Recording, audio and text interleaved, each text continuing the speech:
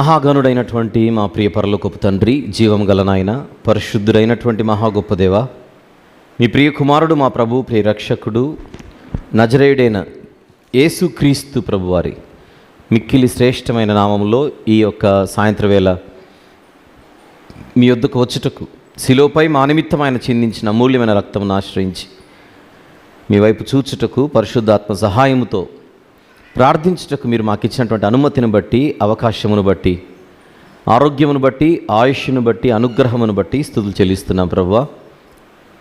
ఏ మాటలైతే రాత్రి మాకు అవసరమో వాటిని మాకు నేర్పించి మమ్మల్ని బలపరచమని, మరింత వెలిగించమని వేడుకొనుచు యేసుక్రీస్తు ప్రభువారి దివ్యమైన నామములోనే ప్రార్థన మనవులు మీకే సమర్పించి వేడుకొనుచున్నాము తండ్రి.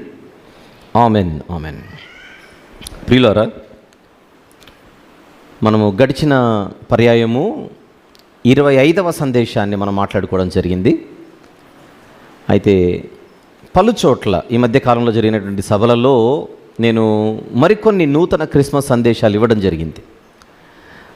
వాటి యొక్క నంబర్ తర్వాత మనము కేటాయించుకోవచ్చు. ఈరోజు మీరు వినబోయేది క్రిస్మస్ సందేశాల శీర్షికలో ఇది 26వ సందేశం అని మనము మాట్లాడుకుందాం.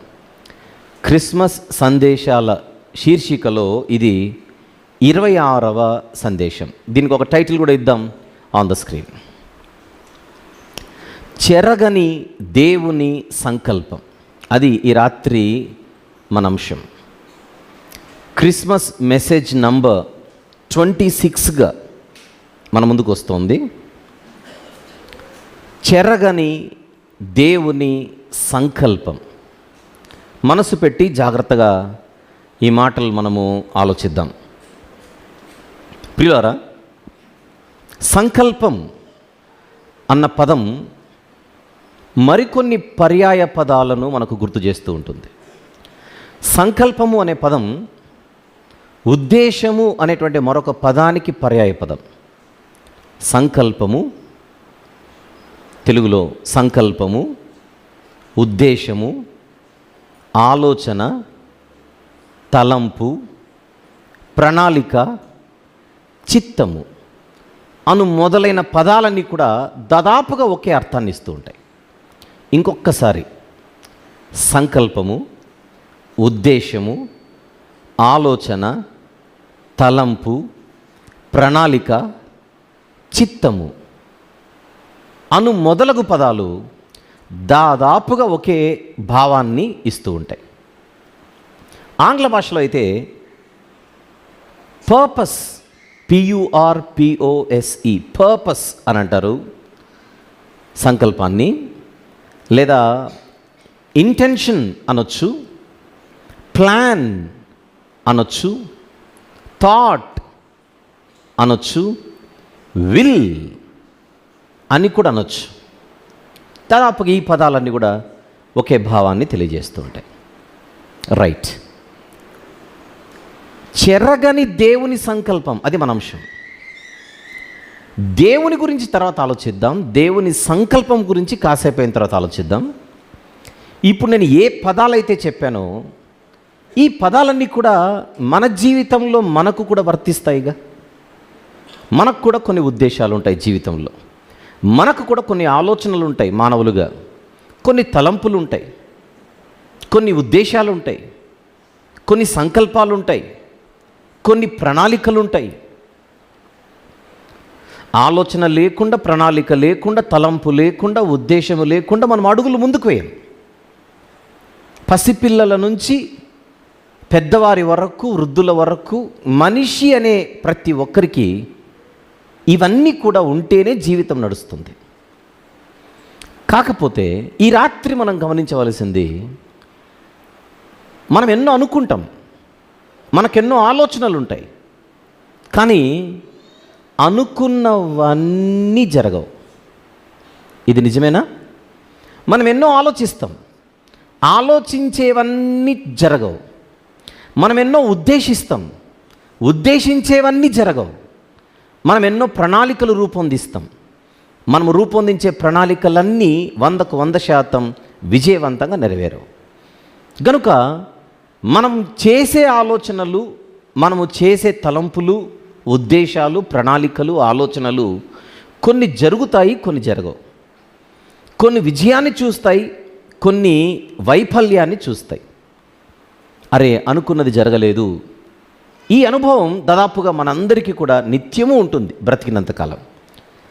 నేను అనుకున్నాను కానీ అనుకున్నంతగా జరగలేదు అని అంటాం మళ్ళీ. ఇది మానవులుగా మనకున్నటువంటి సహజమైనటువంటి స్థితి, ఒక రకంగా సహజమైనటువంటి పరిమితి. అంటే మన ఆలోచనలు, మన ఉద్దేశాలు, మన సంకల్పాలు, మన ప్రణాళికలు కొన్ని సందర్భాలలో చెరిగిపోతూ ఉంటాయి. గనుక మనవి చెరిగిపోయే సంకల్పాలు. నేను ఎన్నో కలలు కన్నానండి నా పిల్లల విషయంలో, అన్నీ అలా గాల్లో కలిసిపోయి అంటుంటాం మనం. నేను ఎన్నో ఆలోచనలతోనే ఒక అడుగు ముందు వేశాను నా జీవితంలో, కానీ అనుకున్నట్టుగా జరగల. అంటే మన కలలు, మన ఆలోచనలు చెరిగిపోతూ ఉంటాయి. This is our limitation. అయితే నేను ఇప్పుడు బైబిల్లో నుండి కొన్ని వచనాలు చూపిస్తాను. నేను చూపించబోయే వచనాలన్నీ కూడా దేవునివే. నేను ఏమీ వివరించను. ఆ వచనాలన్నీ చదువుతుంటే మీకు ఏమనిపిస్తుంది? అసలు దేవునికి ఆలోచనలు ఉంటాయా? దేవునికి సంకల్పం, ఉద్దేశం, చిత్తము ఇలాంటివి ఏమైనా ఉంటాయా? ఉంటాయి అని మీకు అనిపిస్తే ఈ వచనాలు చూస్తుండగా తీర్మానము అనే పదం కూడా ఈ కోవకే చెందుతుంది. నిర్ణయము అనేది కూడా ఈ కోవకే చెందుతుంది. మనం చూడబోయే వచనాలలో ఇలాంటి పదజాలాలు కనబడినప్పుడు ఆ వచనాలు దేవుని ఆలోచనలు, దేవుని చిత్తము, దేవుని ఉద్దేశాలు, దేవుని యొక్క చర్యలు లేదా దేవుని యొక్క ప్రణాళికలు అవి మనలాగానే, మనకున్నట్టుగా, మన స్థితిలాగానే దేవుడు కూడా ఫెయిల్ అవుతూ ఉంటాడా? దేవుడు కూడా విఫలమవుతూ ఉంటాడా? ఆయన ఆలోచనలు, ఆయన సంకల్పాలు కూడా అవి ఫెయిల్ అయిపోతుంటాయా అనే విషయాన్ని ఒక్కసారి మనసులో పెట్టుకొని ఆ వచనాలు చూస్తూ కొద్ది నిమిషాల పాటు అడుగులు ముందుకు వేద్దాం. ఆ వచనాలు మనకేం తెలియజేస్తున్నాయో ఆలోచన చేద్దాం. Let's begin. దినవృత్తాంతముల మొదటి గ్రంథం 29వ అధ్యాయం. దినవృత్తాంతముల మొదటి గ్రంథము 29వ అధ్యాయం. దావీదు గారు దేవునిని స్తుతిస్తున్నాడు. నేను 10వ వచనం నుంచి చూసుకుంటే నేనే చదువుతాను. దినవృత్తాంతంలో మొదటి గ్రంథం 29వ అధ్యాయం 10 నుంచి. రాజైన దావీదు కూడాను బహుగా సంతోషపడి సమాజము పూర్ణముగా ఉండగా యెహోవాకు ఇట్లు స్తోత్రములు చెల్లించాను. మాకు తండ్రిగానున్న ఇశ్రాయేలీయుల దేవా యెహోవా, నిరంతరము నీవు స్తోత్రార్హుడవు. యెహోవా, భూమి ఆకాశముల యందుండు సమస్తమును నీ వశము. ఆ మాట ఏదో మనల్ని తడుతోంది. అంటే నీ వశము అంటే everything is in your control, nothing is out of your control. నీ చేయి దాటి అంటూ ఏమీ లేదు అనే భావన అక్కడ రావట్లా. భూమి ఆకాశముల యందుండు సమస్తమును నీ వశము. మహాత్మ్యమును, పరాక్రమమును, ప్రభావమును, తేజస్సును, ఘనతయు నీకే చెందుచున్నవి యెహోవా. రాజైన దావీదు గారి ఉద్దేశం ఏంటో చూద్దాం ఆయన మాటల్లో. యెహోవా, రాజ్యము నీది. అదేంటి? ఈయన కదా రాజు, ఈయన కదా రాజు. 29వ అధ్యాయం మొదటి వచనం చూద్దాం. 29వ అధ్యాయం మొదటి వచనం. తర్వాత రాజైన దావీదు సర్వ సమాజముతో ఇలాగ మాట్లాడుచున్నాడు. అంటే మాట్లాడుచున్న ఈయనే రాజు. దావీదు అనే రాజుగారికి ఒక రాజ్యం ఉంది. కానీ రాజ్యం ఉన్న దావీదు గారు అంటున్నారు దేవునితో, యెహోవా 11వ వచనం, రాజ్యము నీది. అంటే కాదు నాది అని. కుర్చీలో కూర్చుంది నేనేనా, రాజ్యం నీది అంటున్నాడు ఆయన. ఇంకా నీవు అందరి మీదను నిన్ను అధిపతిగా హెచ్చించుకొని ఉన్నావు. అందరి మీదను నువ్వు పైగా ఉన్నావు అంటే అర్థం ఏంటి? నీకు పైగంటూ ఏమీ లేదు. Very good. ఇంకా ఐశ్వర్యమును, గొప్పతనమును నీ వలన కలుగును. నీవు సమస్తమును ఏలువాడవు. బలమును, పరాక్రమమును నీ దానములు హెచ్చించువాడును. అందరికీ బలము ఇచ్చువాడును. నీవే. ఈ మాటలన్నింటిలో మిమ్మల్ని గమనించమని కోరుతుంది ఒకటి. ఈ వచనాలన్నిటిలో ఒక కామన్ పాయింట్ దావీదు గారి మాటల్లో మనకు కనబడుతుంది. అంటే అర్థం ఏంటి? దీని అర్థం ఏంటి? ఆయన మాటల్లో ఏది కూడా దేవుని కంట్రోల్లో కాకుండా, ఆయన వశములో లేకుండా ఏది కూడా బయట లేదు. Everything is in his control, in his jurisdiction అనే భావన ఆయన మాటల్లో వ్యక్తం అవ్వట్లా. ఆలోచించండి. ఇంకొన్ని వచనాలు చూద్దాం. యోబు గ్రంథం 42వ అధ్యాయం. యోబు గ్రంథము 42వ అధ్యాయం. దీన్ని మాట్లాడుకునే ముందుగా ఒక చిన్న మాట. యోబు గారి స్నేహితులు యోబు గారిని రెచ్చగొట్టారు. ఆయన మీద ఏదో బురద జల్లే ప్రయత్నం చేశారు. దానికి ఆయన డిఫెండ్ చేసుకునే ప్రయత్నంలో ఎక్కడో దేవుడు తనకు అన్యాయం చేస్తున్నట్టుగా ఉంది అనేటువంటి భావాన్ని ఆయన ఎక్స్ప్రెస్ చేశాడు యోబు గారు, భక్తుడైన యోబు గారు.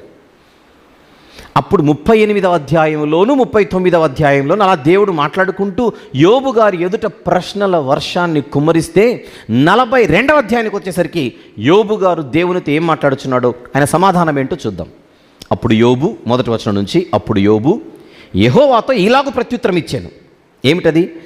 నీవు సమస్త క్రియలను చేయగలవనియు.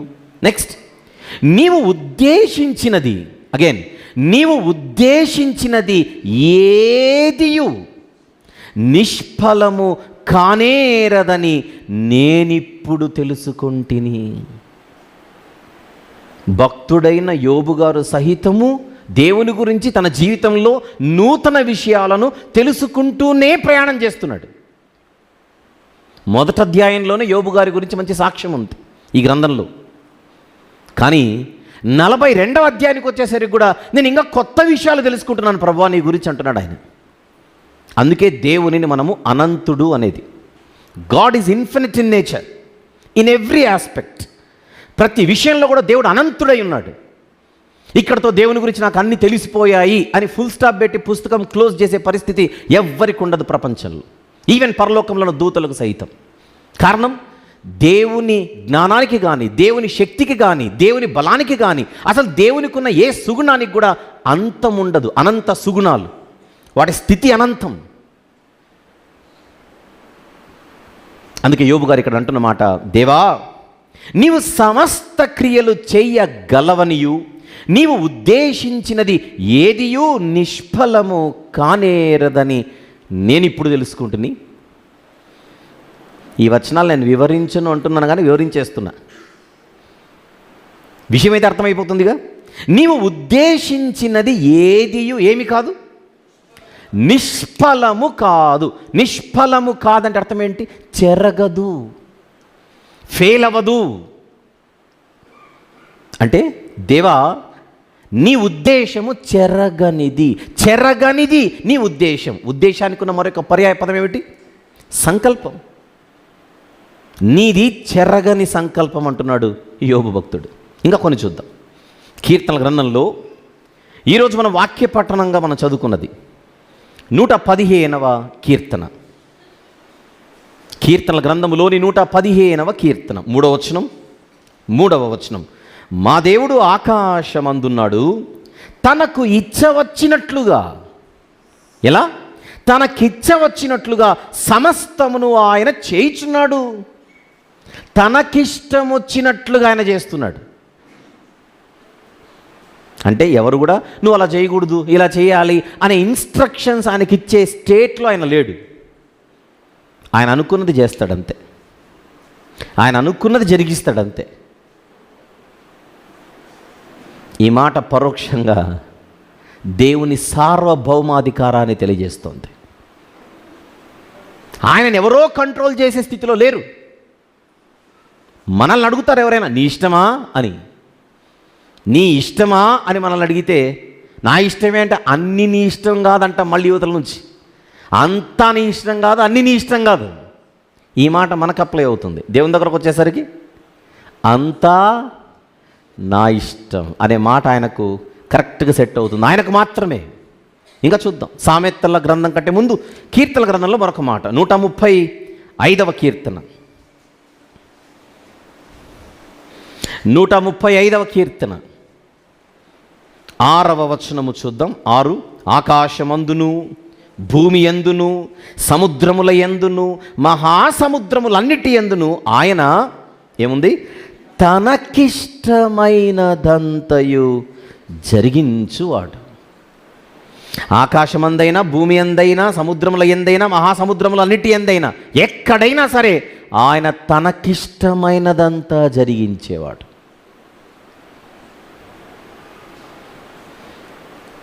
తనకిష్టమైనదంతా జరిగించేవాడు అంటే అర్థం ఏంటి? Again, he is the ruler. ఆయన పరిపాలన చేయవాడు, ఆయన ఏలిక, ఆయనే పాలకుడు. అందుకే యెహోవా నిరంతరము రాజయ్య ఉన్నాడని బైబిల్లో కనబడుతుంటుంది. వెళ్దాం, ఇంకొంచెం ముందుకు వెళ్దాం. సామెతల గ్రంథం 19వ అధ్యాయం. సామెతల గ్రంథము 19వ అధ్యాయం 21వ వచనము చూద్దాం. 21. నరుని హృదయములో ఆలోచనలు అనేకములుగా పుట్టును, అయితే యెహోవా యొక్క తీర్మానమే స్థిరము. ఆయన తీర్మానమే స్థిరము. నరుని హృదయంలో ఆలోచనలు అనేకములుగా పుట్టును, కానీ అన్ని నెరవేరవు. దేవుని తీర్మానమే స్థిరము. దేవుని తీర్మానమే స్థిరము అంటే అర్థం ఏంటి? ఆయన తీర్మానము ఫెయిల్ అవ్వదు, చెరగనిది.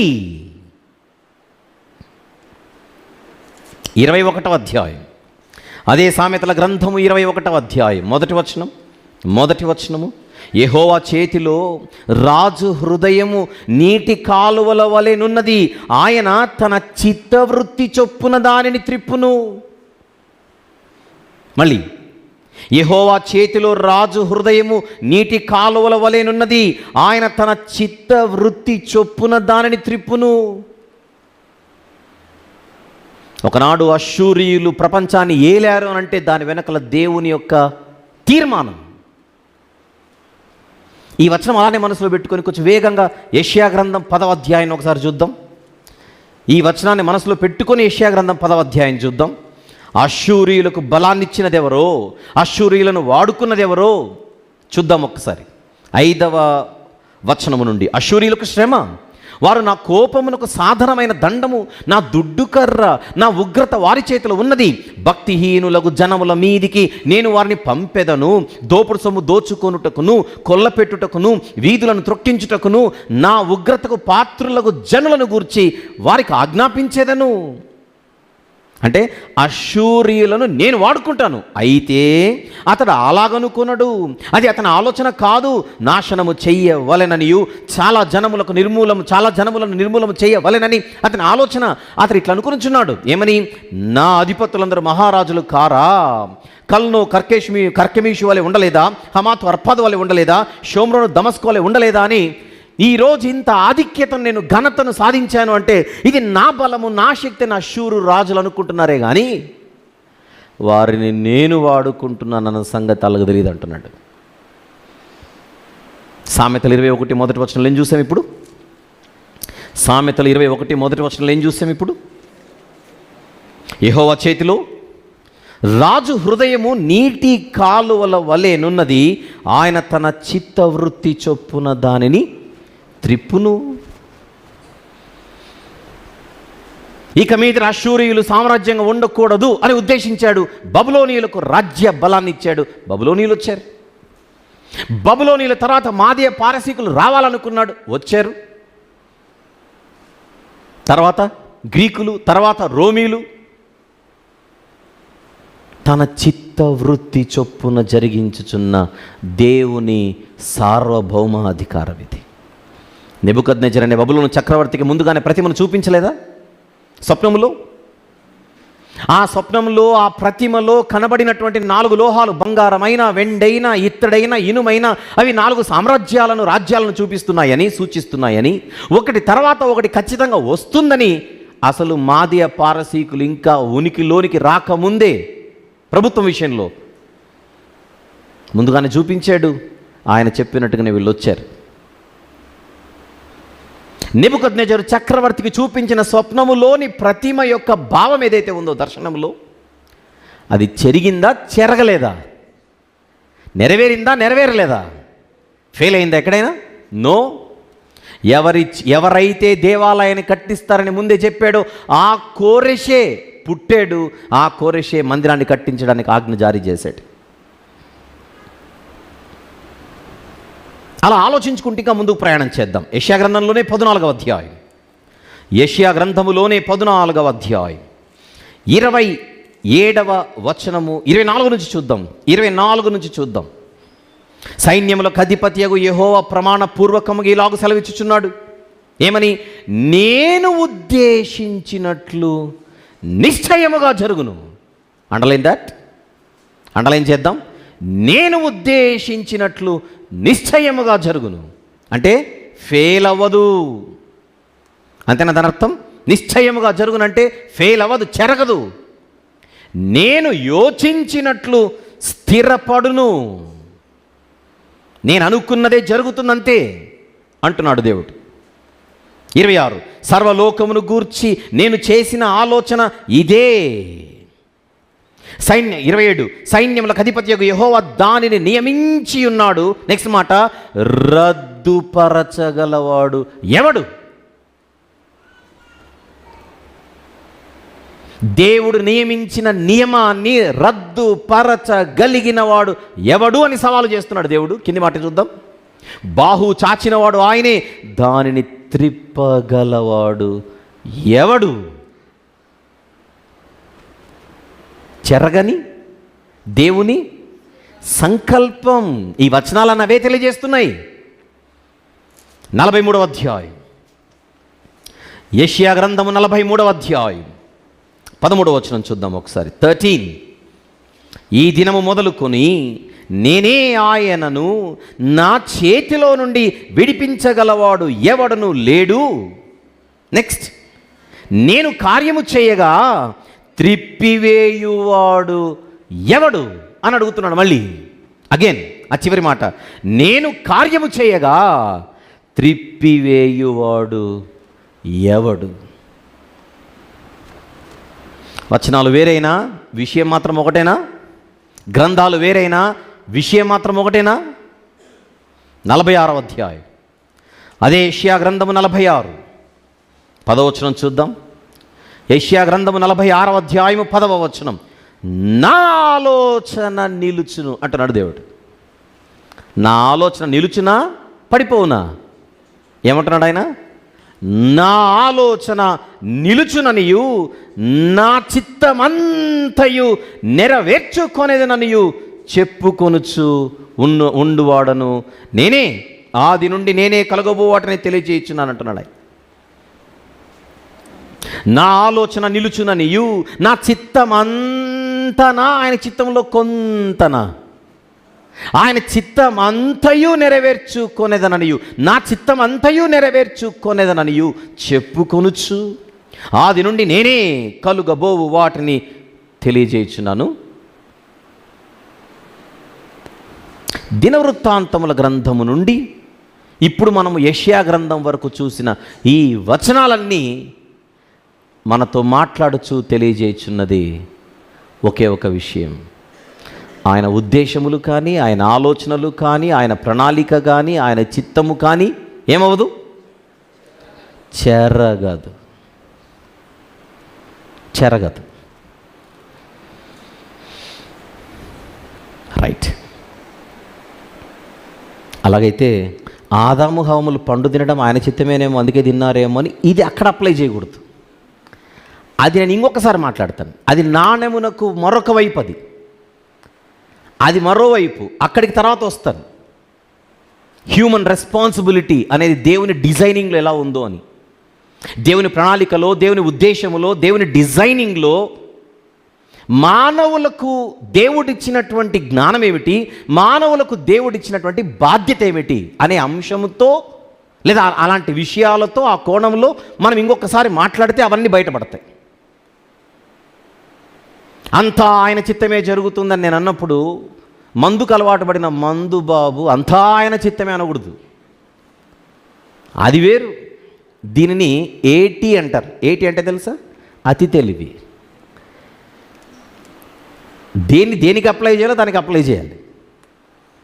కనుక అదంటూ ఒక సబ్జెక్ట్ ఉంది, అదంటూ ఒక కోణం ఉంది. దాని గురించి మనం ఆలోచించినప్పుడు అవన్నీ బయటికి వస్తాయి అని మీరు గుర్తుపెట్టుకోవాలి.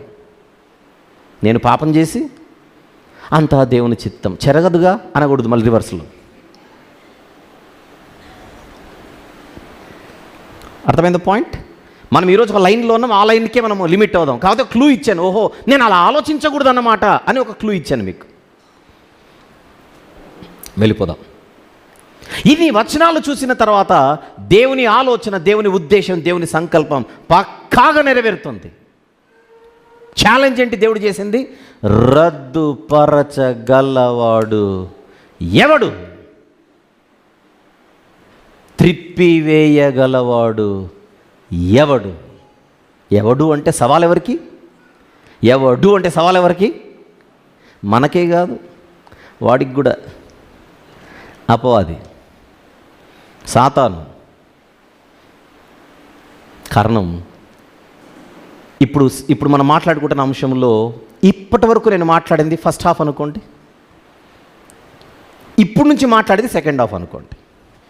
ఈ ఫస్ట్ హాఫ్ అంతా దేవుని ఉద్దేశం అంటే ఎంత గొప్పదో, దేవుని ఆలోచనలు, సంకల్పం అంటే ఎంత గొప్పదో అనే ఒక చిన్న ఇంట్రడక్షన్ మనం మాట్లాడుకున్నట్టు.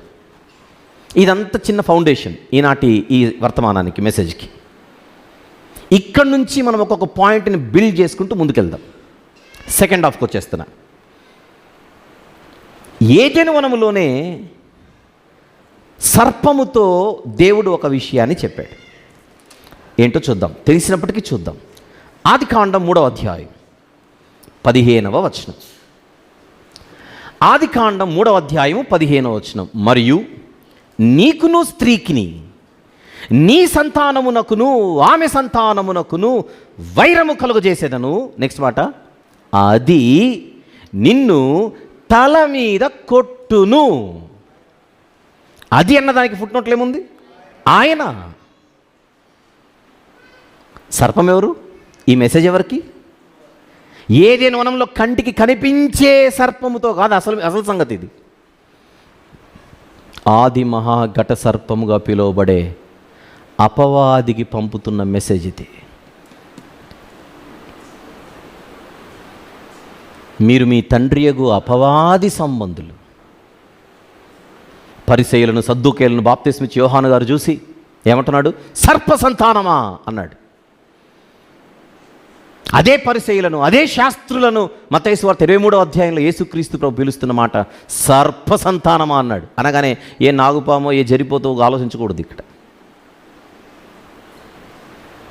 ఈ పదజాలన్నిటిలో సర్ప సంతానమా అన్న చోట సర్పం అంటే సాతాను.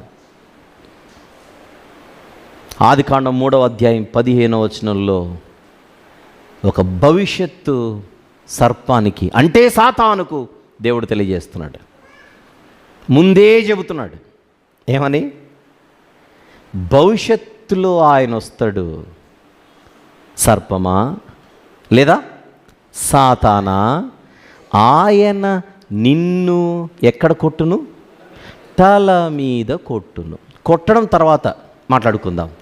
ముందు కొట్టాలంటే వస్తాడనే కదా మెసేజ్. ఇక్కడ మనకు మ్యాటర్ తెలుసు కదా. వెళ్ళే కొద్దీ బైబిల్లో దేవుడు ఈ మెసేజ్ని ఎక్స్పాండ్ చేశాడు. ఇక్కడ చిన్నగా చెప్పాడు.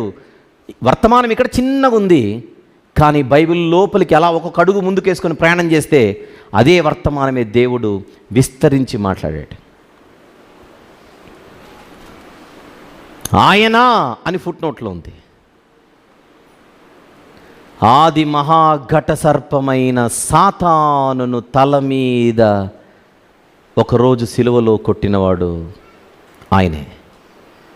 అయితే సిలువలో సాతానును కొట్టాలి అనంటే ముందుగా ఆయన పుట్టాలి. అక్కడ కొట్టాలి అంటే చెప్పండి, ఇక్కడ పుట్టాలి. అంటే పుడతాడు, నెక్స్ట్ కొడతాడు. కొట్టడానికే పుడతాడు. ఎప్పుడు చెప్పాడు సాతానికి ఇది దేవుడు? ఆదికాండంలో చెప్పాడు. నిన్ను కొట్టడానికి ఆయన పుడతాడు, క్రిస్మస్. నిన్ను కొట్టడానికి ఆయన పుడతాడు, సాతానా, క్రిస్మస్. నిన్ను కొట్టడానికే పుడతాడు అంటే అర్థం ఏంటో చెప్పనా? నీకు దమ్ముంటే ఆపు అని. నీకు ముందే చెప్తున్నా, నేను చేయబోయేది ముందే చెబుతున్నా. ఇది నా సంకల్పం, ఇది నా ఉద్దేశం, ఇది నా ఆలోచన, ఇది నా తలంపు, ఇది నా నిర్ణయం, ఇది నా తీర్మానం, ఇది నా నియమం, ఇది నా ఉద్దేశం, ఇది నా చిత్తం. నువ్వు ట్రై చేయి, ఆపడానికి ట్రై చేయి. నేను చెప్పకుండా నువ్వు చేస్తావు, చెయ్యి. ఏదేను వనములో దేవుడు వెల్లడి చేసిన ఆయన సంకల్పం, దీనిని చెడగొట్టాలని, దీనిని పాడు చేయాలని, ఈ ఆలోచనను భంగము చేయాలని వెంటనే రణరంగంలోనికి దిగాడు సాతాను. ఓ, నన్ను కొట్టేవాడు స్త్రీ సంతానముగా వస్తాడన్నమాట. క్లూ ఇచ్చాడు కదా, నీ సంతానమునకును, నెక్స్ట్ స్త్రీ సంతానమునకును వైరం. అసలు స్త్రీ సంతానమునే నా సంతానముగా మార్చుకుంటే చెప్పండి, పరిసయ్యులు, సద్దూకయ్యులు, శాస్త్రులు అందరూ స్త్రీలకు పుట్టినోళ్ళేనా? స్త్రీలకు పుట్టినోళ్ళే కదా, స్త్రీ సంతానమే కదా. మళ్ళీ యోహాను గారు ఏంటి, మరి యేసుప్రభు ఏంటి, స్త్రీ సంతానమా అనకుండా సర్ప సంతానం అన్నారేంటి వీళ్ళని చూసి? స్త్రీ సంతానమును సర్పం ఏం చేసుకున్నాడు? తన సంతానముగా మార్చుకున్నాడు. అది మన ప్లానింగ్. దేవుని సంకల్పాన్ని, దేవుని ఉద్దేశాన్ని భంగపరచడానికి స్త్రీలకు పుట్టిన వారినందరినీ తన సంతానముగా మార్చుకోవాలనే ఒక పెద్ద స్కెచ్ చేశాడు. అలా వాడు గేమ్ స్టార్ట్ చేశాడు, ఫీల్డ్లోనికి దిగాడు. క్రికెట్ భాషలో చెబితే బౌలింగ్ వేసాడు. ఫస్ట్ వికెట్ కయీను పడిపోయాడు. కయీన్ ఎవరి సంతానం? స్త్రీ సంతానం. ఒరిజినల్గా వికెట్ పడగొట్టి ఎవరి ఖాతాలోకి వేసుకున్నాడు? తన ఖాతాలోనికి వేసుకున్నాడు. చెప్పండి, స్త్రీ సంతానమైన కయీను కాస్త ఎవరి సంతానంగా మారిపోయాడు? ఇప్పుడు సాతాను సంతానంగా, సర్ప సంతానంగా మారిపోయాడు. కయీను దుష్టుడి సంబంధి. ఈ కుటుంబంలో 2 మగపిల్లలు, ఒకడిని నా ఖాతాలోకి వేసుకున్నాను, ఇంకొకటి రానంటున్నాడు, మొండి చేస్తున్నాడు, బ్యాటింగ్ భయంకరంగా ఆడుతున్నాడు. హేబెల్ గారు, ఈ మనిషి ఎప్పటికైనా నాకు డేంజరే అని బౌలింగ్ వేయి కానీ కయ్యను బాల్ వేయకు, బాంబే అన్నాడు. అంతే, చంపేయి. హేబెల్ను లేపేశాడు. అనుకున్నాడు, ఇక దేవుని సంకల్పం నెరవేరదు. స్త్రీ సంతానము లేదుగా, ఆ ఉన్న ఒకడు నా పార్టీ కదా. కయీను చంపిన హేబెలుకు ప్రతిగా దేవుడు ఎవరిని పుట్టించాడు? షేతు.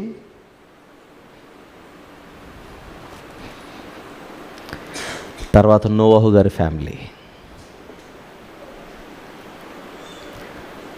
అసలు చరిత్ర నడిచిందే, excuse me for your kind information, ఆదికాండం 3:15 నెరవేరడానికే హిస్టరీ నడిచింది. చెవిగలవాడు వినుగాక. అసలు చరిత్ర అంతా ఎక్కడికి నడిచింది అనుకుంటున్నారు? నదులు ప్రవహిస్తుంటాయి. ఫర్ యువర్ కైండ్ ఇన్ఫర్మేషన్, నది ప్రవహిస్తూ ఉంటుంది. మనకు తెలిసిన నదులు ప్రవహిస్తుంటాయి. ఎక్కడికి వెళ్తున్నాయి అబ్బా అని క్వశ్చన్ వేయకూడదు. సముద్రం కలవడానికే. ఏ నదైనా ఎక్కడికి వెళ్ళిపోవాలి? సముద్రం దగ్గరికి వెళ్ళాలి. అసలు ప్రపంచ చరిత్ర అంతా నడిచిందే సిలువ దగ్గరికి. ఒక నది సముద్రంలో కలవడానికే ఎలాగైతే ప్రయాణం చేస్తుందో 1000 కిలోమీటర్లు, చరిత్ర నడిచిందే ఈ ప్రవచనాన్ని నెరవేర్చడానికి. నోవహు గారి ఫ్యామిలీ ఓడెక్కింది, అరారాతు పర్వతంపై ఓడ నిలిచింది, ఆ కుటుంబం బయటికి వచ్చింది, మళ్ళీ పునః ప్రారంభం మొదలైంది. ఆయన సంకల్ప నెరవేర్పు కొరకే ఈ చరిత్రంతా. అబ్రహామా, నీ సంతానము వలన భూలోక వంశములన్నీ ఆశీర్వదించబడును. తెలుసు కనుక చూపించట్లేదు. ఆదికాండం 12:3, ఆదికాండం 22:18 రెఫరెన్సుల కోసం. ఆదికాండం 12వ అధ్యాయం 3వ వచనం రాసుకోండి, ఆదికాండం 22వ అధ్యాయం 18వ వచనం. అబ్రహామా, నీ వలన, నీ యందు, నీ సంతానము వలన భూలోక వంశములన్నీ ఆశీర్వదించబడును. అబ్రహాము గారి సంతానం ఎవరు? ఇసాకా, ఇశ్రాయేలీలా అనుకుంటే గలతీ పత్రిక 3:16లో పౌలు గారు చెబుతున్నాడు, అబ్రహాము గారికి చేయబడినటువంటి వాగ్దానములోని సంతానం ఎవరో కాదు, ప్రభు అయిన క్రీస్తు అని. చాలా సందర్భాలు విన్నారు కనుక ఆయన తీయించట్ల. గలతీ పత్రిక 3:16 3 వచనాలు చెప్పాను.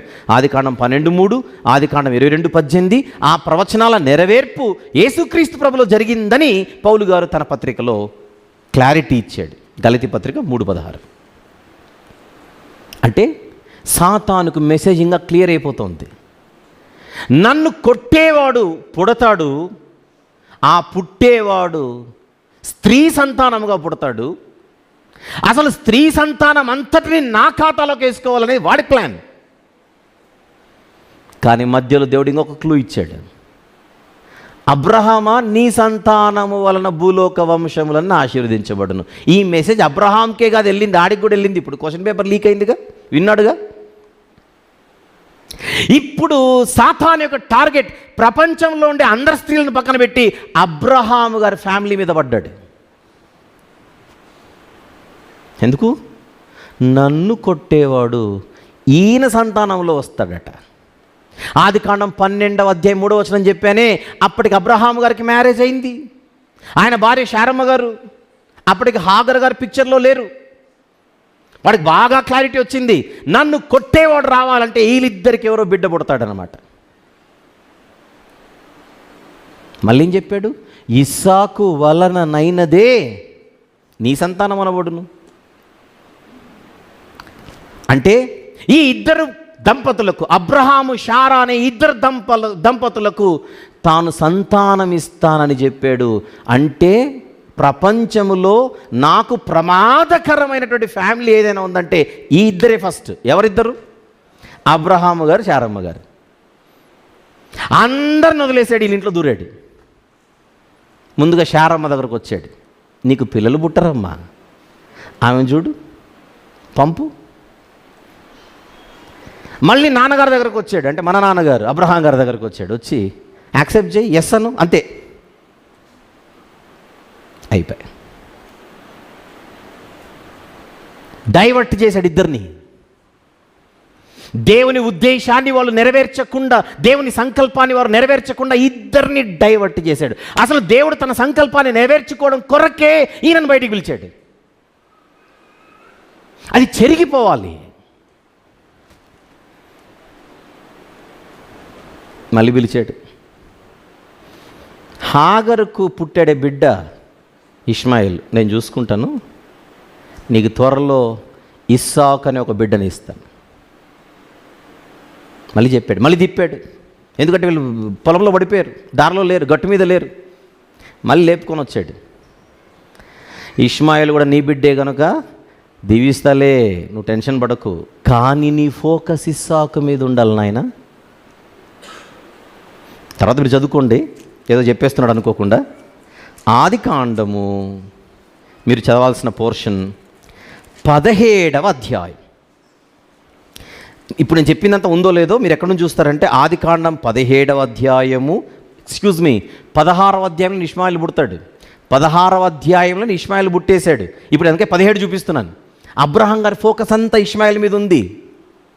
దేవుని సంకల్పం నెరవేరాలంటే ఈయన్ని ఇప్పుడు తలకాయ తిప్పాలి, గురి పుట్టబోయే ఇస్సాకు మీద పెట్టాలి. పేరు మారుస్తున్నాడు ఇప్పుడు. 17వ అధ్యాయము 3 లేదు 5వ వచనం చూద్దాం ముందుగా. మరియు ఇక మీద నీ పేరు అబ్రాము అనబడదు, నిన్ను అనేక జనములకు తండ్రిగా నియమించితిని గనుక నీ పేరు అబ్రహాం అనబడును. గుర్తు చేస్తున్నాడు, అసలు నీవేంటో, నిన్ను ఎందుకు ఎన్నుకున్నాను నీకు అర్థం కావాలి. 15 మరియు దేవుడు నీ భార్య అయిన శారా ఈ పేరు శారయి అనవద్దు, ఏలైనగా ఆమె పేరు శారా.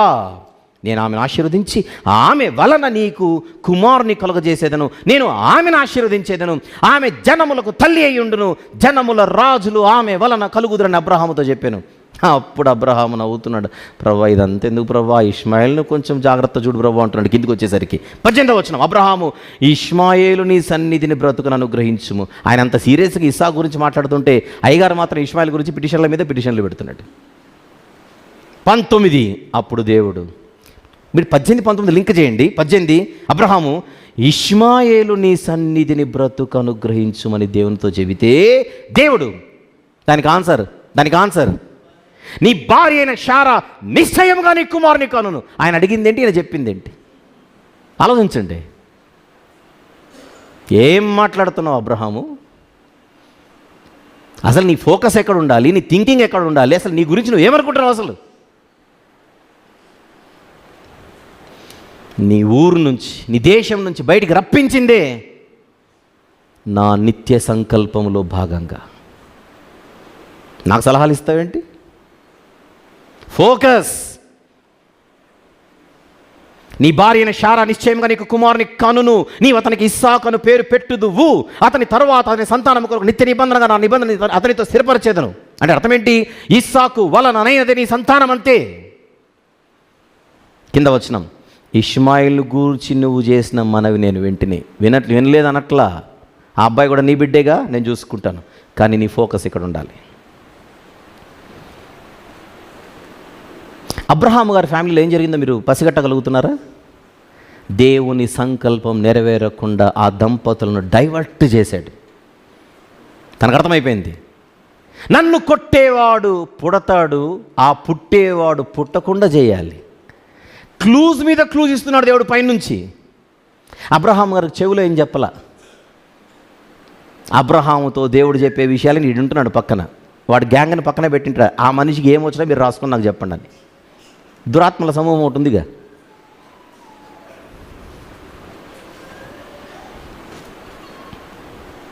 ఇస్సాకు గారికి 2 పుత్రులు. యాకోబు గారు ఇశ్రాయేలుగా పేరు మార్చబడ్డాడు, ప్రవక్తగా చరిత్రలో కనపడుతున్నాడు. ఆయన చనిపోయే ముందు తన కుమారులను దీవిస్తూ ఒక మాట అన్నాడు, చూద్దాం. 49వ అధ్యాయం ఆదికాండం, క్విక్. ఆదికాండము 49వ అధ్యాయం 8వ వచనం నుంచి 8.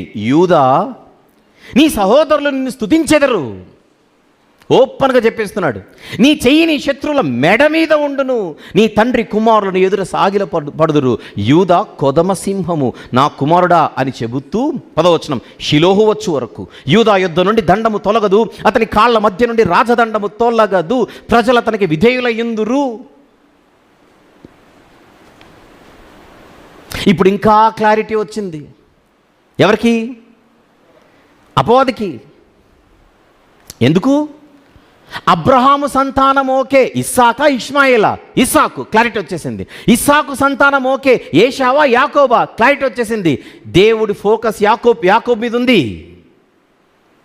అంటే నా టార్గెట్ ఇప్పుడు ఏషావు సంతానం కాదు, యాకోబు సంతానం. ఆ యాకోబు సంతానంలో ముఖ్యంగా ఏ గోత్రం? యూదా గోత్రం. కానీ రాత్రికి రాత్రి యూదా గోత్రం మీదనే నేను ఫోకస్ పెడితే కుదరదు. అసలు ఈ 12 గోత్రాల వారిని లేపేయాలి.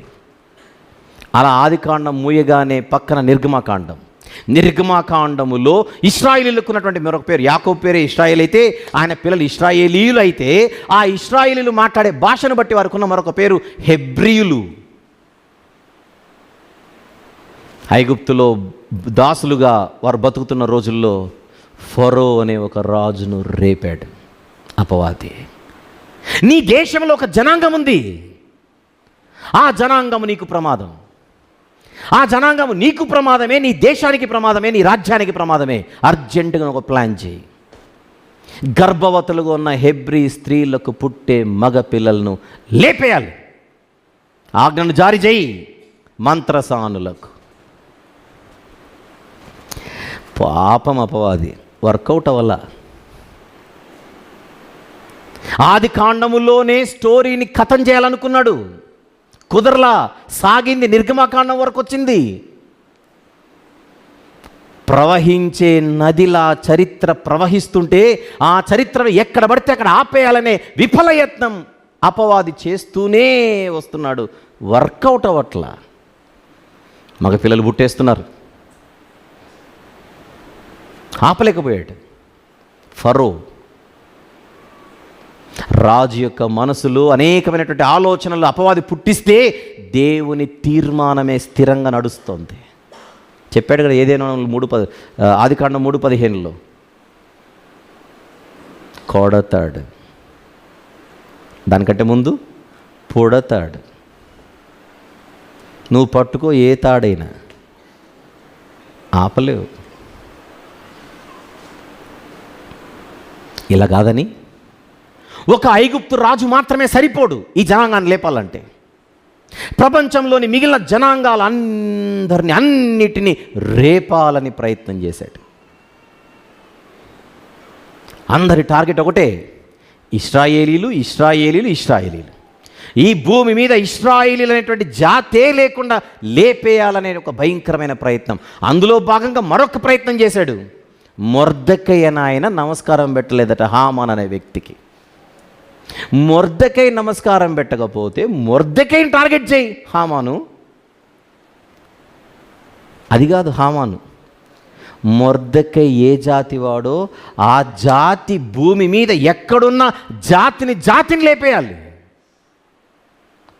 మొర్దెకై మీద కాదు, మొర్దెకై ఏ ఊర్లో అయితే ఉన్నాడో ఆ ఊర్లో ఉన్న యూదులు కూడా కాదు, ఈ భూమి మీద యూదా జాతే లేకుండా లేపేయాలి.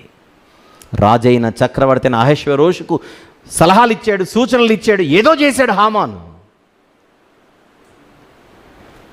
తాను చేసినదే తన నెత్తి మీదకి వచ్చింది. సాతాను హామానును లేపి ఉరికొయ్యే సిద్ధపరిచి అవుటిక అనుకున్నాడు అంతే. క్లైమాక్స్ వరకు సాతానుదే డామినేషన్ అనుకున్నాం, క్లైమాక్స్లో సీన్ మారింది. ఉరికయ్య అయితే అలాగనే ఉంది, మనిషి మారాడు. ఎక్కాల్సిన మొర్దెకై అంతఃపురంలో కనపడుతున్నాడు, అంతఃపురంలో కనపడాల్సిన హామాను తాను చేసిన ఉరికై మీదకి ఎక్కుతున్నాడు. నాకు తెలిసి అపవాది తన దురాత్మల సమూహం అనే తొట్టిగాంగ్ తనింటాడు. ఎక్కాల్సినోడు అక్కడ ఉన్నాడు, ఇక్కడ ఉండవలసినాడు అక్కడ ఎక్కాడు. ఏం జరుగుతుంది, వాట్స్ హ్యాపెనింగ్ అని అడిగి ఉంటాడు ఖచ్చితంగా. ఎవరిని? సమూహాన్ని. ఒక చక్రవర్తి ఆజ్ఞ జారీ చేయడం ఏంటి? యూదులందరినీ ప్రపంచంలో లేపేయాలని జారీ చేసిన తర్వాత కూడా శాసనం మారింది, తీర్మానం మారింది, రాజముద్ర మారింది. యూదులు సేఫ్. ఎందుకు సేఫ్? ఇది దేవుని చెరగని సంకల్పం కనుక. ఏమిటా సంకల్పం? కొడతాడు, ముందుగా పొడతాడు. ఆ పుట్టుకే క్రిస్మస్. క్రిస్మస్ వెనుక దేవుని సంకల్పం.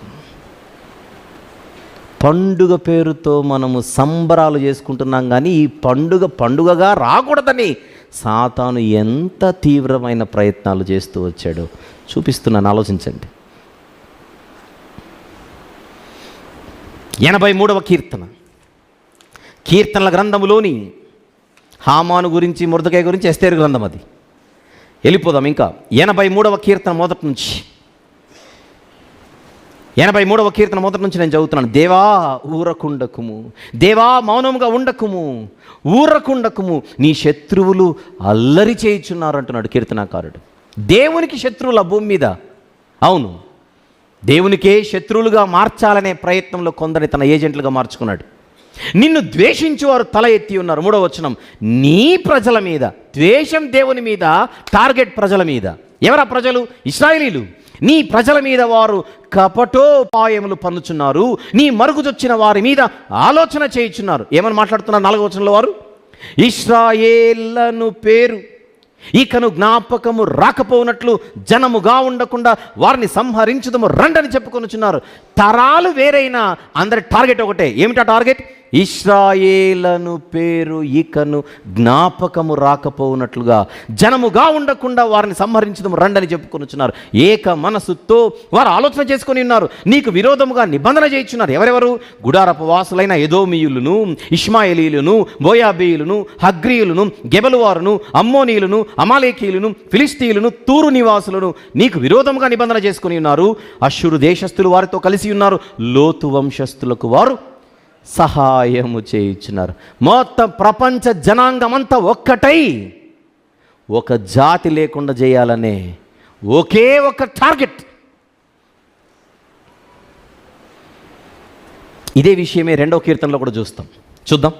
కీర్తన గ్రంథంలోని 2వ కీర్తన మొదటి నుంచి, అన్యజనులు అంటే ఇశ్రాయేలీయులు కానివారు అన్యజనులు ఏలల్లరి రేపుచున్నారు, జనములు ఏల వ్యర్థమైన దానిని తలంచుచున్నవి, వ్యర్థమైన దానిని తలంచుచున్నాయట జనాంగం. ఏంటి వ్యర్థమైనదంటే? వ్యర్థమైనదంటే అర్థం ఏంటి? వర్కౌట్ అవ్వదు, ఫెయిల్ అవుతుంది. అన్యజనులందరూ ఏకంగా ఆలోచించినది వ్యర్థం.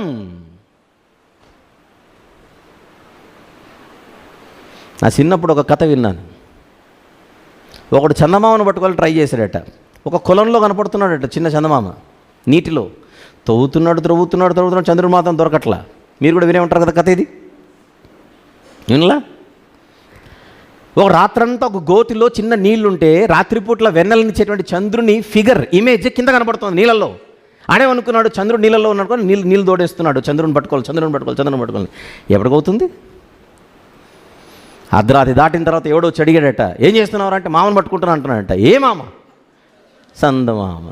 ఎక్కడున్నాడు? అదిగో అక్కడ ఉన్నాడు.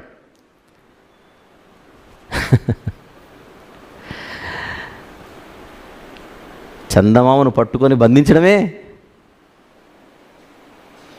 వ్యర్థ ప్రయాస. జనములు ఏల వ్యర్థమైన దాన్ని తలంచుచున్నవి. ఏం మాట్లాడుతున్నారట? మనము వారి కట్లు తెంపుదము రండి. వారంటే ఇశ్రాయేలీయులు. మనము వారి కట్లు తెంపుదము రండి, వారి పాశములను మన యొద్దుండి పారవేయదము రండి అని చెప్పుకొనొచ్చు భూరాజులు యెహోవాకును ఆయన అభిషక్తునికి విరోధముగా నిలబడుచున్నారు. ఏలికలు ఏకీభవించి ఆలోచన చేయుచున్నారు. ఆలోచన వాళ్ళు చేస్తుంటే ఆకాశం ఉన్నవాడు ఏం చేస్తున్నాడు? వారిని చూసి నవ్వుచున్నాడు. ఈ నవ్వుకు అర్థం ఏంటి?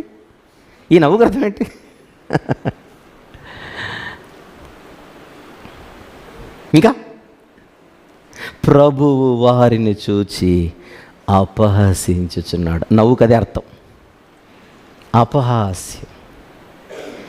చాలాసార్లు చెప్పాను మీకు, ఎలుకకు కూడా మీసాలు ఉంటాయి. ఏనుగు ముందు వచ్చి తిప్పకూడదు, వర్కౌట్ అవ్వదు. అంతేనా? ఎలుకకు మీసాలు ఉంటాయి, ఏనుగు దగ్గరకు వచ్చి తిప్పితే లాభం ఏముంది?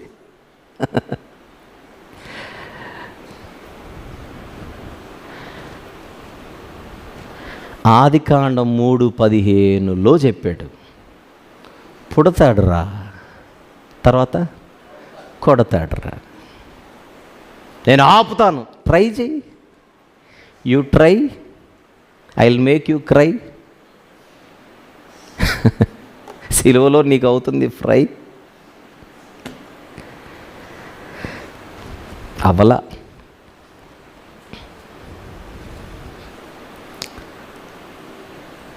పుట్టేశాడు. కాలము పరిపూర్ణమైనప్పుడు వచ్చేశాడు అపవాది. ఇది జరగకూడదనే, ఈ క్రిస్మస్ రాకూడదనే కదా మన చావు ఇంతకాలం. వచ్చేసింది. ఇప్పటికైనా మించిపోయింది లేదు. ఈ యూదులను పరిపాలించేవాడు మనోడే, హేరోదు.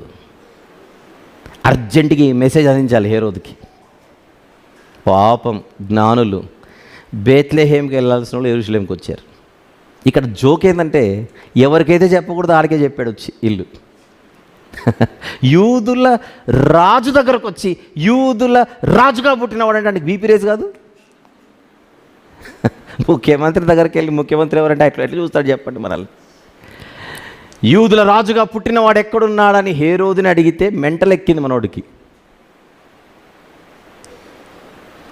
2 సంవత్సరాల లోపున్న మగ పిల్లలను లేపేయాలి. అసలు పుట్టకూడదనే వాళ్ళ ప్లానింగ్. పుట్టాడు. నన్ను కొట్టాలంటే ముందు పెరగాలిగా, పెరగక ముందే లేపేస్తే.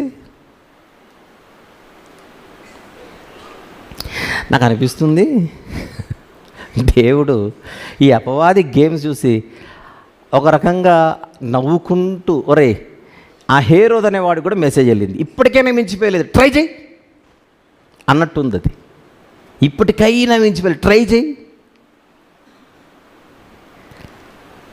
సామాన్యుడిగా పుట్టాడు, ట్రై చేయి,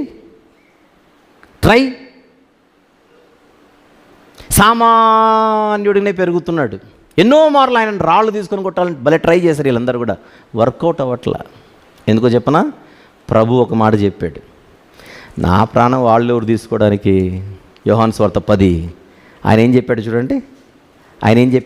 10వ అధ్యాయం యోహాను సువార్త 18వ వచనంలో ఇదొక ఛాలెంజ్. యోహాను సువార్త 10:18 ఎనిబడి ఎవడును అంటే ఎవడును అంతే, ఎవడైనా సరే, ఎవడును నా ప్రాణము తీసుకొనడు, నా అంతట నేనే దానిని పెట్టుచున్నాను. అర్థమైంది పాయింట్? వాళ్ళు రాళ్ళు ఎత్తుకొని వచ్చినా ఇంకేమైనా ఎత్తుకొని వచ్చినా ఎవడు నా ప్రాణాన్ని తీసుకోలేడు, నేనే పెడతాను. సంకల్పం, ఉద్దేశం. ఆ సంకల్పము చెరగనిది గనుక హేరోదు చంపలేకపోయాడు, పరిసయ్యులు చంపలేకపోతున్నారు, యాజకులు చంపలేకపోతున్నారు. అనేక మార్లు అనేక అపనిందలు వేసి ఆయన రాళ్ళు తీసుకొని కొట్టి చంపాలనేటువంటి ప్రయత్నం చేస్తుంటే ఆయన ఇస్తున్న స్టేట్మెంట్ ఏమిటి?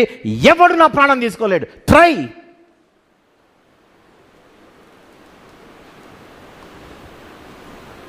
ఒకరోజు శిష్యులను పిలిచి, పస్కా పండుగ వస్తుంది, ఆ పండుగలో నేను ప్రాణం పెడతాను.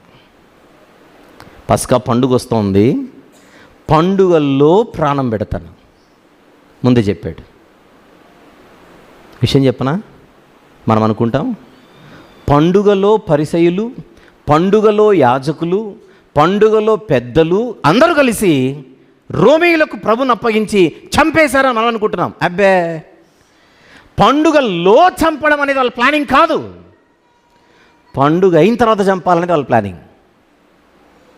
చాలా ఇంట్రెస్టింగ్ ఉంటుంది. ఒక వచనం చూద్దాం. మత్తయి సువార్త 26వ అధ్యాయం మొదటి నుంచి చూద్దాం. మొదటి నుంచి 5 వచనములు రాసుకుంటుంటే, మత్తయి సువార్త 26వ అధ్యాయం మొదటి నుంచి 5 చూద్దాం. యేసు ఈ మాటలన్నీ చెప్పి చాలించిన తర్వాత జరిగినదేమనగా, ఆయన తన శిష్యులను చూచి 2 దినములైన పిమ్మట ఏమొచ్చును? పస్కా పండుగ వచ్చుననియు. నెక్స్ట్ మాట, అప్పుడు పండుగ వచ్చును, అప్పుడు మనుష్య కుమారుడు సిలువ వేయబడుటకై అప్పగింపబడునని మీకు తెలియనని చెప్పిన. ఎందుకంటే ముందే చెప్పాడు కనుక. చెప్పండి, తాను ఎప్పుడు మరణించబోతున్నాడని ప్రభు ముందే చెప్పాడు. పండుగ వచ్చినప్పుడు, అంటే పండుగలో. అది 2వ వచనం. ఇప్పుడు 3వ వచనం చూద్దాం. 3వ వచనం నుంచి ఎంత వ్యత్యాసం ఉంటుందో. ఆ సమయమున ప్రధాన యాజకులును ప్రజల పెద్దలును కయపాను ప్రధాన యాజకుని మందిరంలోనికి కుడి వచ్చి యేసును మాయోపాయము చేత పట్టుకొని చంపవలెనని ఏకమై ఆలోచన చేసిరి. అయితే, అండర్లైన్ చేద్దాం, అయితే ప్రజలలో అల్లరి కలుగకుండునట్లు వాళ్ళ ప్లానింగ్ ఏంటి? పండుగలో వద్దని చెప్పుకొనిరి. పండుగలో వద్దు చంపడం, పండుగ అయిన తర్వాత చంపుదాం. ప్రభు అన్నాడు, పండుగలోనే చచ్చిపోతానేనన్నాడు. అంతే, చచ్చినట్టు పండుగలోనే చంపారు. వాళ్ళ ప్లానింగ్లో ఇది లేదు, వాళ్ళ షెడ్యూల్లో ఇది లేదు. వాళ్ళ సంకల్పం వేరు, ఆఫ్టర్ ఫెస్టివల్. దేవుని సంకల్పం డ్యూరింగ్ ద ఫెస్టివల్. అది పస్కా పండుగ. పస్కా పశువుగా ఆయన మరణించాలి. అవును, ప్రతి ఏటా పస్కా పండుగలో ఒకరిని విడుదల చేయడం నాకు అలవాటే కదా, మరి ఎవరిని వదలమంటారు? యేసునా బరబ్బానా అని అడుగుతున్నాడు ఈయన. 27వ అధ్యాయము మత్తయి సువార్త. పిలాతు అడుగుతున్న మాట 27వ అధ్యాయం 15 నుంచి చూద్దాం, 15 నుంచి. జనులు కోరుకొనిన ఒక ఖైదీని పండుగలో విడుదల చేయుట అధిపతికి వాడుక. ఆ కాలమందు బరబ్బాను ప్రసిద్ధుడైన ఒక ఖైదీ చెరసాలలో ఉండేను. కాబట్టి జనులు కూడి వచ్చినప్పుడు పిలాతు, నేనెవనిని విడుదల చేయవలెనని మీరు కోరుచున్నారు? బరబ్బనా లేక క్రీస్తనబడిన యేసునా అని వారిని అడిగాను. అంటే ఇక్కడ కూడా ప్రయత్నం జరుగుతుంది ఆయన శిలువ దగ్గరికి వెళ్ళకుండా.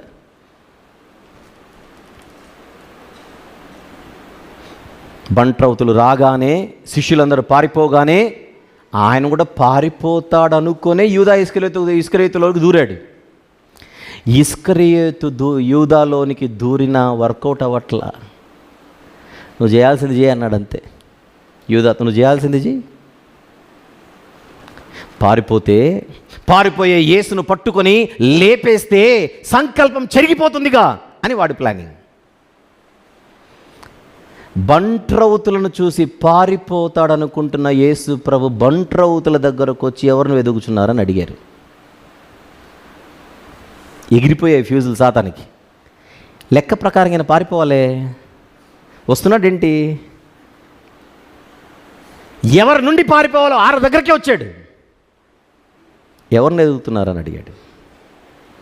ఫలానా ఆయన్ని. నేనే అన్నాడు అంతే. దెబ్బకు కొలాప్స్. డాక్టర్లు వచ్చి చెక్ చేసిన పోదగడ లేవట్లేక పారిపోవాలిగా. పారిపోవడానికి వచ్చినోడు కాదు, నిన్ను కొట్టడానికే వచ్చినోడు. అసలు నిన్ను కొట్టడానికే పుట్టినోడు. అపవాదిని వాని క్రియలను లయపరచుటకే దేవుని కుమారుడు ప్రత్యక్షమైంది. ఎప్పుడో చెప్పాడు ఆదికాండము 3:15 కొడతాడురా, దానికంటే ముందు పొడతాడురా. పుడతాడు అన్నవాడు పుట్టాడు, కొడతాడు అన్నవాడు కొట్టాడు. ఎక్కడా ప్రవచనం? ఎక్కడ కొట్టాలి? తల మీద. కొట్టును అనే తెలుగు పదం చూస్తున్నాము, అని ఆంగ్ల భాషలోకి వెళితే క్రష్. క్రష్. సర్పముతో సాతానును పోల్చి సిలువలో ఆ సాతాను తల క్రష్. చెప్పండి, ఏ పామునైనా తల మీద కొడితే దానికి నెక్స్ట్ స్టేజ్ ఏంటి? చావే, ఇంక బతుకులేదు. పాముకు దెబ్బ ఎక్కడ పడినా అది వేరే సంగతి, కానీ తల మీద పడకూడదు. మనము తల మీద చావు దెబ్బేస్తే సర్పానికి కాసేపు కొట్టుకుంటుంది, తోక అల్లాడిస్తుంది, అది కాసేపే. 2000 సంవత్సరాల క్రితం పుట్టిన యేసు సిలువలో సాతానును కొట్టాడు. పుట్టిన యేసే కొట్టిన యేసు. పుట్టిన యేసే కొట్టిన యేసు. దెబ్బ పడడం ప్రవచన నెరవేర్పు సిలువలో జరిగింది. సాతాను తలపై, సర్పము తలపై. ఒక గుడ్ న్యూస్ చెప్పనా? శుభవార్త చెప్పనా? సాతాను అనే సర్పం ఈరోజు మనందరితో తలకాయతో ఫైట్ చేయట్లా. తలకాయ ఆల్రెడీ చచ్చింది, తోకనే తిప్పుతోంది ఇప్పుడు మనందరితో. ఇక్కడ కోసం ఏరిపోయిందంటే ఆ తోకకు భయపడి మనం వెళ్ళిపోతున్నాం. తలను ఆయన కొట్టాడు, తోకను కొట్టమని బెత్తమును మనకిచ్చాడు. అదే వాక్యం. వాక్యం అనే బెత్తముతో సాతాను యొక్క తోకను కొట్టమంటే వాక్యాన్ని పక్కన పెట్టేసి పారిపోతున్నాం మనం. ఎంత వీక్ ప్లేయర్స్ చూడండి, మనము ఎంత వీక్గా ఉన్నామో చూడండి. కొట్టొద్దు, కొట్టాలా లేదా? యేసుతో టీవీగా నడవాలా లేదా? రారాజు సైన్యమందు నిలవాలా లేదా? సాతాను శోధనలు ఎన్నైనా అంబుల పొదిలో నుంచి దేవుడిచ్చిన ఈ వాక్యం అనే అస్త్రాన్ని తీసుకొని సాతానును కొట్టాలి. క్రిస్మస్ అంటే మనకి ఇలా అర్థం కావాలి. చెప్పండి, కొడతాడు కంటే ముందు పుడతాడు అనే ప్రవచనం ఏదైతే ఉందో ఆదికాండంలో, అది చెప్పింది ఆదికాండంలోనైనా సంకల్పం, ఇది నిత్య సంకల్పం. ఆదాము హవ్వలు పుట్టిన తర్వాత డిజైన్ చేయబడింది కాదు ఇది. జగదుత్పత్తి మొదలుకొని వధింపబడిన గొర్రెపిల్ల, జగత్తు పునాది వేయబడకమునుపే ఈ ఏర్పాటు, ఇది దేవుని నిత్య సంకల్పం. ఆపడం ఎవడికైనా తరమా? ఇది దేవుని చెరగని సంకల్పం. ఆ క్రీస్తు యేసు ప్రభు కార్చిన రక్తము నుండి పుట్టిన వ్యవస్థే ప్రపంచములో ఆయన సంఘము. క్రీస్తు సార్వత్రిక సంఘం. మనమందరం అందులోనికి వచ్చాం. విషయం ఏంటంటే, ఈ క్రీస్తు సార్వత్రిక సంఘాన్ని నామరూపాలు లేకుండా లేపేయాలనే పిల్లాటలు కొన్ని ప్రపంచంలో జరుగుతూనే ఉంటాయి. అంటుంటారు కొంతమంది, క్రైస్తవ సంఘాలు లేకుండా చేయాలి ప్రపంచంలో, క్రీస్తు సంఘాలు లేకుండా చేయాలి ప్రపంచంలో. ఈ డైలాగులన్నీ వింటున్నప్పుడు ఆకాశమందు ఆసీనుడైన వాడు ఏం చేస్తుంటాడు? నవ్వుచుంటాడు, అపహసించుచుంటాడు. మీ బాబులకే చేతగాలే ఇక్కడ. ఆడు కొట్టించుకొని సైలెంట్ అయిపోయాడు. ఇప్పుడు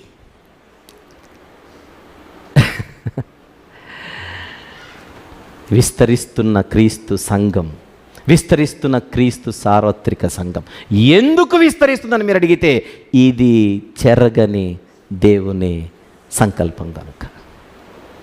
విషయం చెప్పనా? ఆయన సంఘములో ఉంటూ మనం ప్రయాణం చేస్తే మన రక్షణను, మన భవిష్యత్తును ఎవ్వడు చెరపలేడు. ఇది సువార్త. ఏదేను వనములో ప్రారంభమైన క్రీస్తు సువార్త, క్రిస్మస్ సువార్త. ఈ సువార్తను వినే ఒకప్పుడు మనం ఆకర్షింపబడి సిలువ దగ్గరకు వచ్చి ఆయన కార్చిన రక్తంలో మన జీవితాలు కడుక్కొని మారుమనసు పొందిన తర్వాత ఈరోజు ప్రభు యొక్క సంఘంలోనికి వచ్చాం. చిన్న చిన్న ఇబ్బందులు, చిన్న చిన్న ఇరుకులు, చిన్న చిన్న బెదురులు మనకు కనబడుతున్నప్పుడు నవ్వాలంతే. నువ్వా నన్ను భయపెట్టేది? నువ్వా నా రక్షణను కదిలించేది అని అపోస్తలుల బోధ ఎందును, సహవాసమందును, ప్రార్థన ఎందును, రొట్టె విరుష్ట ఎందును ఎడతెగక ఉంటూ ఈ యుద్ధము చేస్తే ఎవడు మనల్ని కదల్చలేడు. ఇది దేవుడు మనకిచ్చిన ఆయుధం, సంఘం, వ్యవస్థ, వాక్యం.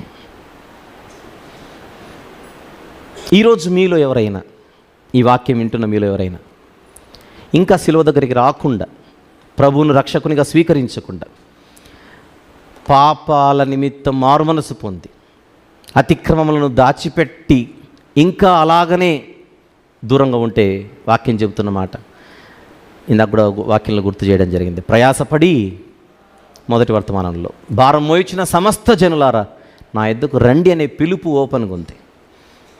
ఈరోజు త్వరితగతిన ఈ 2024వ సంవత్సరం ముగింపులో ఉండగా ఎందుకు ఒక మంచి నిర్ణయం తీసుకొని సిలువ దగ్గరకు వచ్చి, మారుమనసు పొంది ప్రభు దగ్గరకు వచ్చి, పాపాలు ఒప్పుకోలు ప్రార్థన చేసి, ఆయన కార్చిన రక్తంలో జీవితాన్ని కడుగుకున్నట్టుకు సూచనగా బాప్తిసం తీసుకొని ఎందుకు ఈ సంఘంలోనికి రాకూడదు? సార్వత్రిక సంఘంలో ఎందుకు చేర్చబడకూడదు? వాయిదాల మీద వాయిదాలు వేసుకుంటూ వెళ్ళిపోతుంటే ఈ 2024వ సంవత్సరమును 2025వ సంవత్సరం, రాబోయే సంవత్సరం, దాన్ని చూడకుండా కన్ను మూసే వాళ్ళు ఎందరో ఉన్నారు. అందుకే నేడే రక్షణ దినం, ఇదే మిక్కిలి అనుకూలమైన సమయం అని బైబిల్ చెబుతోంది. ఇంత గొప్ప అవకాశం మన ఎదురుగుండగా నిర్లక్ష్యం చేస్తే మనము ఎలాగూ తప్పించుకుందాము? ఇంత చరిత్ర విన్న తర్వాత ఆయన సంకల్పం చాలా బలమైనదని, చాలా శక్తివంతమైనదని, సాతాను తరమే కాలేదని, ఇంత అద్భుతమైన బలం, ఇంత అద్భుతమైన భరోసా మన కళ్ళ ముందు కనబడుతుండగా దీన్ని ఎందుకు మనం వినియోగించుకోకూడదు? అది ఈరోజు మన కళ్ళ ముందున్న ప్రశ్న. ఎవరినో నమ్ముకొని, ఎవరి మాటల మీదనో భరోసా పెట్టుకొని, నిరీక్షణ ఉంచి మనం ప్రభువుకు దూరమై బతకడం కంటే, ఈ చరిత్ర అంతా విన్న తర్వాత మానవుల ఆలోచనలే అస్థిరములని, దేవుని తీర్మానమే స్థిరమని, ఆయన సంకల్పమే స్థిరమైనదని, అది చెరగనిది అని ఈ క్రిస్మస్ వాతావరణంలో మనం నేర్చుకుంటున్న మరొక నూతన పాఠం. ఆలోచిద్దాం. ఆత్మీయ జీవితంలో పడిపోకుండా బలంగా నిలబడుతూ ప్రభు మీద ఆధారపడి మనం ప్రయాణం చేద్దాం. ఇది క్రిస్మస్ మెసేజ్ నంబర్ 26. దేవుడి మాటలన్నీ మన హృదయాలలో తన మహిమార్థమై మన క్షేమం కొరకు బహుగా దీవించి ఫలింపజేయునుగాక. ఆమెన్. ప్రార్థన చేసుకుందాం. మహాగణుడైనటువంటి మా ప్రియ పరలోకపు తండ్రి, నీ సంకల్పం చెరగనిది అని, అది ఎంతో ఉన్నతమైనదని, అది ఎంతో బలమైనదని, శక్తివంతమైనదని ఈ రాత్రి మేము నేర్చుకున్న ఒక అద్భుతమైనటువంటి సత్యం. ఆ సంకల్పానుసారంగా శిలువ దగ్గరికి వచ్చి ఎవరైనా సరే రక్షణ పొందాలనేది మీరు చేసిన ఏర్పాటు. ఆ ఏర్పాటు మా కళ్ళ ముందు కనబడుచూ ఉంటుండగా తండ్రి, ప్రతి ఒక్కరూ కూడా దీనిని వినియోగించుకునేటువంటి, సద్వినియోగపరుచుకునేటువంటి వివేకమును, జ్ఞానమును తండ్రి వారు గ్రహించి మీ చిత్తానుసారంగా ప్రతి ఒక్కరూ కూడా రక్షణ అనుభవంలోనికి వచ్చేటకు సహాయం చేయమని, వినబడిన విత్తబడిన ఈ మాటలన్నీ నాయనా మరి మా అందరి హృదయాలలో మీ మహిమార్థమై ఫలించుట కృప దయచేయమని యేసు క్రీస్తు ప్రభువారి మిక్కిలి ఘనమైన శ్రేష్టమైన నామములోనే ఈ ప్రార్థన మనవులు మీకే సమర్పించి వేడుకొనుచున్నాము తండ్రి. Amen, amen, amen.